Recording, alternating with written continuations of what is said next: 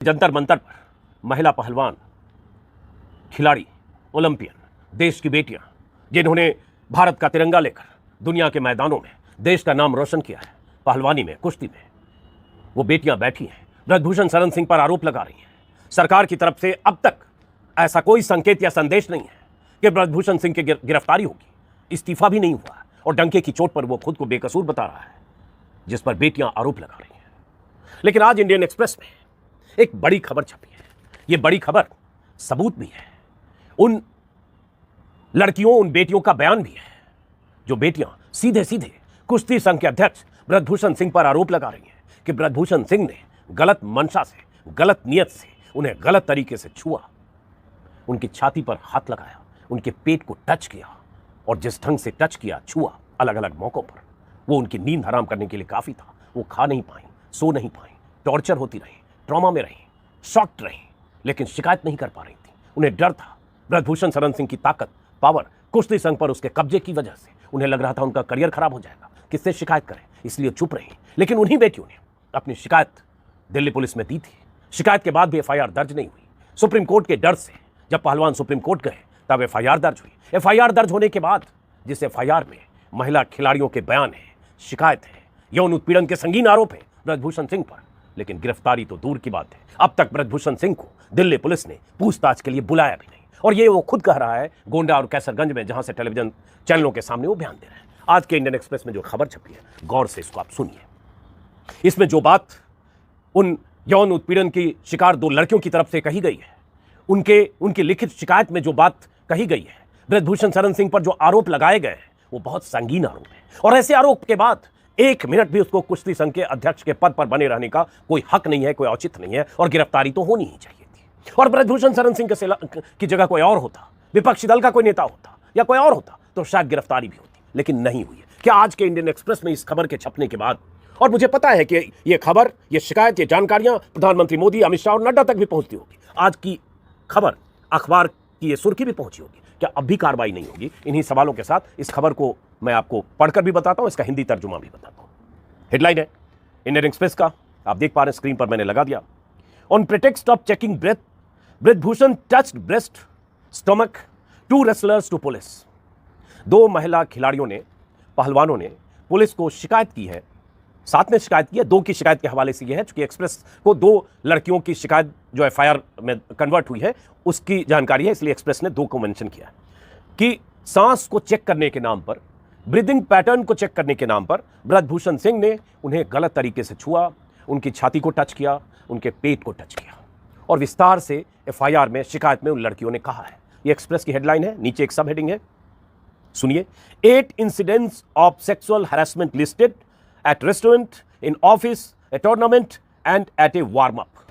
8 ऐसी घटनाओं का जिक्र इस खबर में है, रेस्टोरेंट में, ऑफिस में। और ऑफिस किसका? ब्रजभूषण शरण सिंह का। और ऑफिस कहां है? उनके सरकारी बंगले पे, अशोका रोड पर। और कहां बंगला है? जहां से कुछ मीटर दूर, 200 मीटर दूर, जंतर मंतर पर महिला पहलवान, वो खिलाड़ी जहां धरने पर बैठे हैं, जहां उनके साथ बदसलूकी भी हुई है, वहां से 200 मीटर दूर ब्रजभूषण शरण सिंह का वो दफ्तर है, सरकारी बंगले में, जो सांसद के तौर पर उन्हें अलॉटेड है, वहां भी बदसलूकी हुई है, वहां भी सेक्सुअल हैरेसमेंट की घटना हुई है। इन खिलाड़ियों ने लिख कर दिया है, और वार्म अप के दौरान जो ग्राउंड पर होता है। खबर में विस्तार से जो है उसका हिंदी तर्जुमा बता रहा हूं, लेकिन रोंगटे खड़े करने वाले हैं। और बात यही है कि अगर कोई बेटी, कोई लड़की ऐसे आरोप लगाती है तो एफआईआर तुरंत दर्ज होता है। और ये सुप्रीम कोर्ट के निर्देश हैं जो बार बार हम बता चुके हैं। 2013 का state versus UP state versus Lalita Kumari के मामले में, अगर कॉग्निजेबल ऑफेंस होता है और ऐसे मामले होते हैं, शिकायत तुरंत दर्ज होनी चाहिए, एफआईआर दर्ज होनी चाहिए और कार्रवाई होनी चाहिए। लेकिन यहां क्या हुआ अब जानते हैं। अब इस खबर पर आते हैं।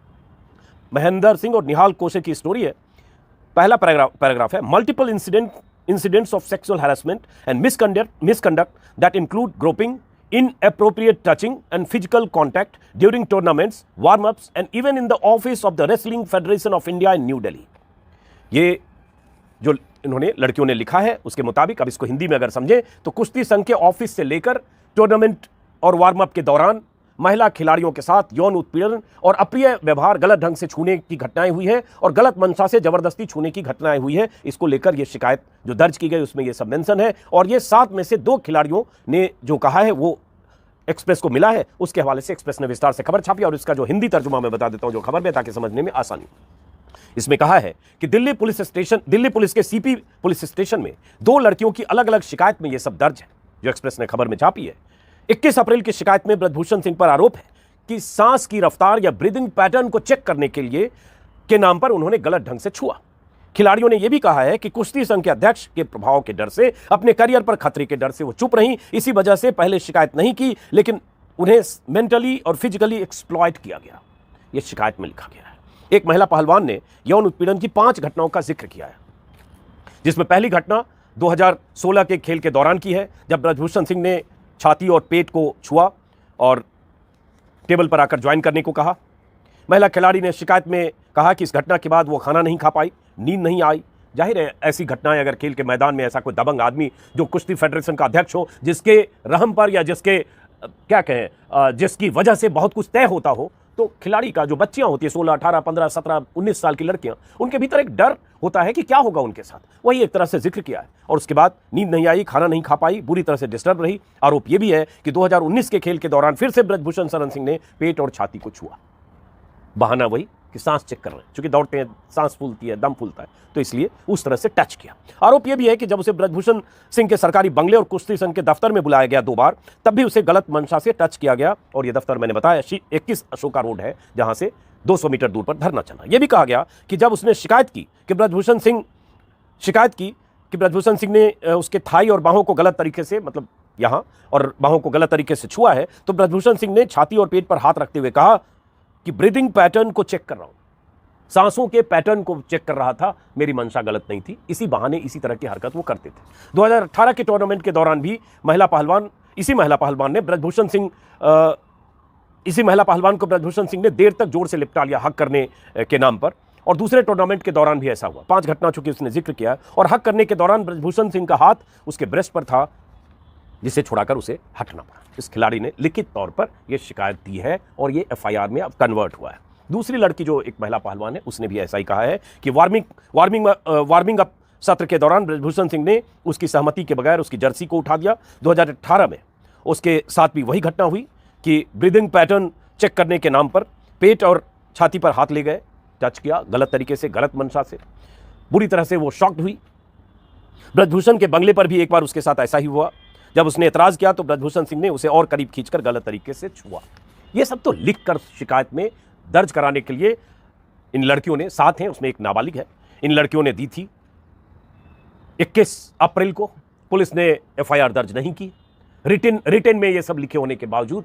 उसके बाद पहलवान सुप्रीम कोर्ट गए और सुप्रीम कोर्ट में दूसरी सुनवाई के दौरान सॉलिसिटर जनरल को जब लगा कि सुप्रीम कोर्ट कहेगा कि अब एफआईआर दर्ज करिए, कोई विकल्प नहीं है, तब उन्होंने कहा आज हम एफआईआर दर्ज कर रहे हैं। और उसके बाद 6-7 घंटे बाद देर रात 11 बजे के आसपास एफआईआर की खबर आई, जिसमें चूंकि नाबालिग लड़की है इसलिए पॉक्सो एक्ट भी उसमें लगा है। तो एक तरह से लिखित शिकायत में यह सब दर्ज है आज के इंडियन एक्सप्रेस की खबर के मुताबिक। अब आप दर्शक के तौर पर, नागरिक के तौर पर, एक चेतना शून्य भक्त की तरह नहीं, आप सोचिए कि इतनी शिकायत, ऐसी शिकायत जो लिख कर दे, उसके बाद क्या होना चाहिए, क्या कार्रवाई होनी चाहिए। बहुत सारे लोग जो कह रहे हैं अब क्यों बोला, 16 में हुआ, 18 में हुआ, 19 में घटना हुई, इतने साल से क्यों हुई। एक लड़के ने शिकायत में वो कहा है, लिखा है, बहुत आसान नहीं होता है। 16, मैंने जैसा कि कहा, 16, 17, 18, 15, 19 साल की लड़कियां, वो घर से दूर कुश्ती में दाव आजमा रही है, कुश्ती में किस्मत आजमा रही है, बहुत तरह के दबाव प्रेशर होते हैं। और उसमें कुश्ती संघ का ऐसा अध्यक्ष दबंग बाहुबली टाइप का हो, तो कई, और छोड़िए कुश्ती संघ, कहीं भी वर्क प्लेस पे बहुत जगह ऐसी घटनाएं होती हैं जहां लड़कियों को जिस ढंग से हरास किया जाता है, यौन उत्पीड़न का शिकार बनाया जाता है। मीटू में क्या होता है, मीटू की इतनी घटनाएं, इतनी खबरें आई थी 3-4 साल पहले जब अचानक मीटू मूवमेंट हुआ, तो लड़कियां चुप रह जाती हैं क्योंकि उन्हें कई तरह की आशंकाएं होती है। समाज क्या कहेगा, परिवार क्या कहेगा, करियर खराब हो जाएगा, नौकरी छूट जाएगी, या जो काम कर रही है उससे बेदखल होना पड़ेगा, या कौन उसकी बात पर यकीन करेगा, या वो शिकायत करने वाली है जो सामने उसे पीड़ित कर रहा है, जो उत्पीड़न कर रहा है, वो कितना पावरफुल है, असरदार है, इसकी बात सुनी जाएगी कि उसकी बात सुनी जाएगी। बहुत तरह की परिस्थितियां होती है, एक मानसिक अवस्था होती है जिसमें कई बार लड़कियां शिकायत नहीं कर पाती हैं, बोल नहीं पाती हैं। और ऐसी घटनाएं हमने 25-30 सालों में देखी है। परिवार में सेक्सुअल एक्सप्लॉयटेशन होता है, कोई परिजन, दोस्त, रिश्तेदार की तरफ से होता है, लेकिन वो चुप रह जाती है। लेकिन जब उन्हें हौसला मिलता है और जब बोलती हैं, तो क्या इस आधार पर उन्हें आप खारिज कर देंगे कि तब क्यों नहीं बोला, 2 साल पहले क्यों नहीं बोला, 4 साल पहले क्यों नहीं बोला, 5 साल पहले क्यों नहीं बोला? क्यों नहीं बोलने की वजह होती है जो ये लड़की अपनी शिकायत में लिख चुकी है। लेकिन जब उन वजहों से बाहर आई, जब उसे लगा बोलना चाहिए तो बोला। अब सरकार को क्या करना चाहिए? बार बार यही हो रहा है। बहुत सारे लोग जो समझदार लोग हैं, जो चेतना शून्य लोग नहीं है, वही कह रहे हैं कि कुश्ती संघ से तुरंत इस्तीफा देते। अगर उनके खिलाफ पॉक्सो के तहत नाबालिग ने भी शिकायत की है यौन उत्पीड़न की, और ये इन लड़कियों की शिकायत में जब ये सब दर्ज है, अब उसके बाद कार्रवाई होने की बजाय ब्रजभूषण शरण सिंह की तरफ से सफाई भी आ रही है, पुलिस के हवाले से भी खबरें आ रही है। जैसे आज मैं देख रहा हूं एक्सप्रेस में तो ये खबर है, दूसरी तरफ ये दैनिक भास्कर है।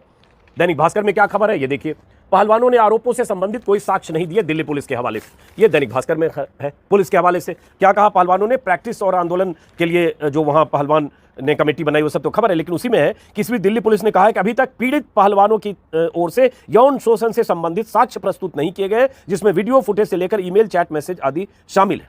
अब सवाल उठता है कि ब्रजभूषण सिंह अगर अपने दफ्तर में अशोका रोड में जो कुश्ती संघ का दफ्तर है वहां अगर किसी लड़की को जोर से लिपटा लेता है, ग्राउंड में अगर वार्म अप के दौरान किसी लड़की को हक करता है, किसी को बैड टच करता है, किसी के सीने पे हाथ लगा देता है, किसी की क्या बोलूं, किसी के जिस्म के किसी हिस्से पर हाथ लगाता है गलत मंशा से, ऐसा पहलवान से बोल रहे जंतर मंतर, उसके क्या सबूत होंगे?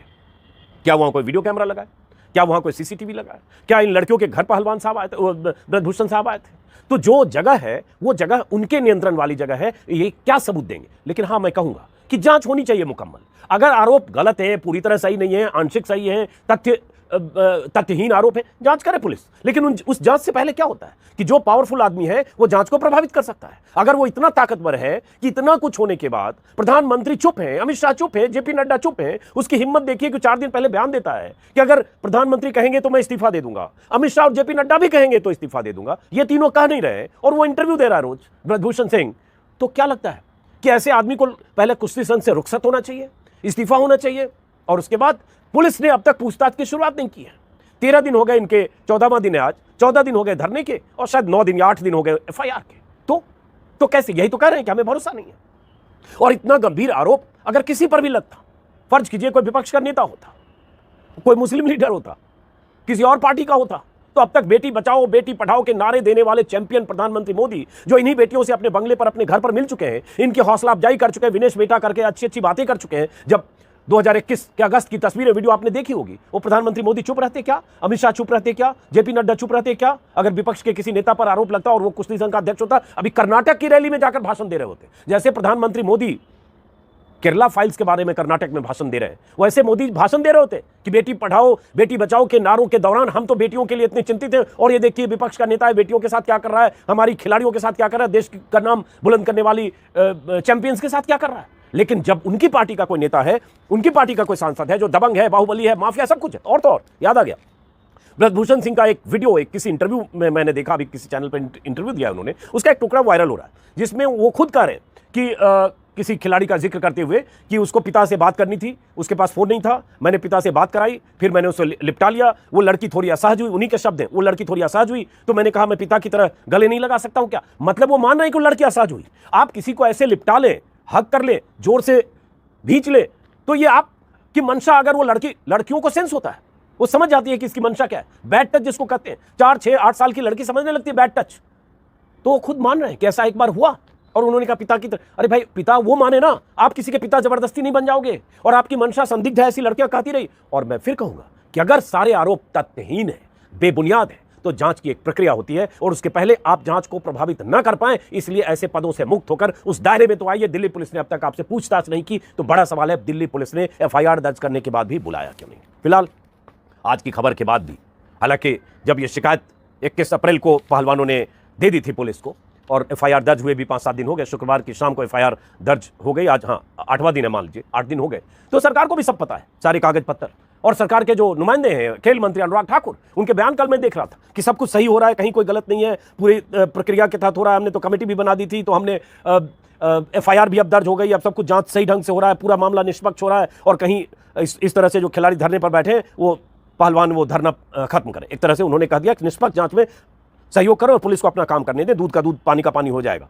तो दूध का दूध पानी का पानी हो जाएगा, उसके लिए ब्रजभूषण शरण सिंह को क्या अपने पद से हटना जरूरी नहीं है, जिससे 8 दिन बाद तक भी पूछताछ नहीं हुई। बार बार मैं इसलिए रिपीट कर रहा हूं, किसी के खिलाफ अगर ऐसे संगीन आरोप हो, और आरोप कोई मामूली बेटियां, मामूली लड़की नहीं, हालांकि कोई भी लड़की आरोप लगाए उतना ही गंभीर मामला है, लेकिन चूंकि यहां चैंपियंस का मामला है और कुश्ती संघ का मामला है, तो जब ऐसा आरोप लग रहा है और ऐसा आरोप बेटियों ने लगाए हैं, तो सबसे पहले तो जो आदमी है कानून का सामना करते हुए इस्तीफा दे, और उसकी हैसियत ऐसी ना रहे, और कोई बयान तो दे मोदी जी और अमित शाह और जेपी नड्डा जी, ताकि इन बेटियों को, इन पहलवानों को भरोसा तो हो कि सरकार उसे नहीं बचाएगी। सबसे पहली चिंता तो यही है, इन्हें लगता है सरकार उसे बचा रही है, इसलिए कमेटी पर सवाल उठे थे, जो कमेटी खेल मंत्रालय ने बनाए, जिस कमेटी में ब्रजभूषण शरण सिंह के पक्षधर लोग थे।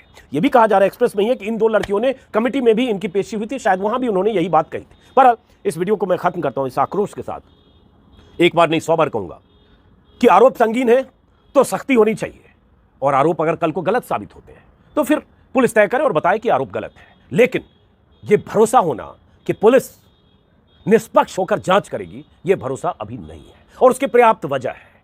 जनवरी का धरना, 21 अप्रैल को शिकायत, एफआईआर के 8 दिन, ये सब ये बता, और अब तक पूछताछ नहीं होना ब्रजभूषण शरण सिंह से, कि अभी तक लगता है कि पुलिस ऐसे मामलों में जिस सख्ती से पेश आती है वो नहीं आ रही।